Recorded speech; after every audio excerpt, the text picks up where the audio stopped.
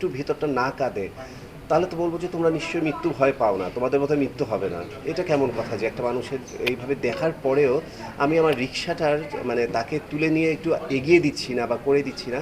Even আরও একটা অবাক ঘটনা শুনলাম, যেটা হলো যে যেই সব জায়গায় বাচ্চাদের ছোট ছোট বাচ্চাদের, আমরা সবাই জানি ছোট ছোট বাচ্চাদের হাতে এখন জেনারেশন বাবা মারা ছোট ছোট মোবাইল দেয় বা বাটন ফোন দেয়।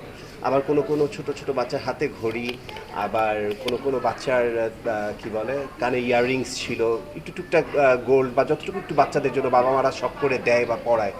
আমি শুনেছি যে সেই ধ্বংসস্তূপ থেকে সেগুলোও যে যেভাবে পেয়েছে, যে যেটা পেয়েছে সেগুলো নিয়ে নিয়ে সটকে পড়েছে।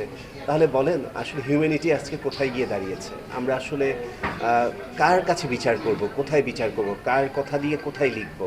আমরা তো নিজেরাই মানে বিবেক জাগ্রত করতে এখনো পারিনি, আমরা আসলে মানুষ হতে পারিনি। আমরা আসলে কবে মানুষ হব, এটা আমার সবার কাছে প্রথম এবং প্রধান প্রশ্ন।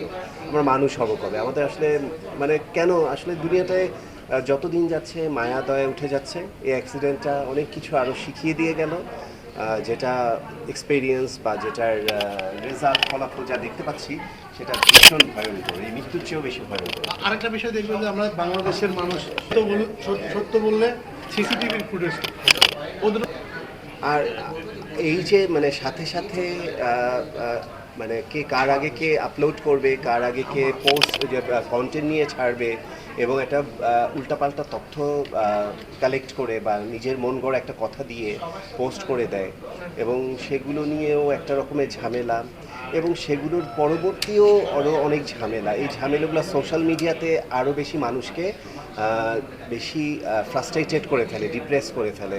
মানুষগুলো বুঝে উঠতে পারে না আসলে সঠিক তথ্য কোনটা। কোথাও মৃত্যু সংখ্যা একরকম বলছে, কোথাও বলছে মৃত্যু সংখ্যা আরেক রকম, কোথাও বলছে লাশ গুম করার কথা, কোথাও বলছে করেনি। টিচারদের একরকম, স্কুল টিচারদের এক রকমের স্টেটমেন্ট, পলিটিক্যাল লিডারদের এক রকমের স্টেটমেন্ট, সেনাবাহিনীর আরেক রকমের স্টেটমেন্ট। আসলে এই স্টেটমেন্টগুলো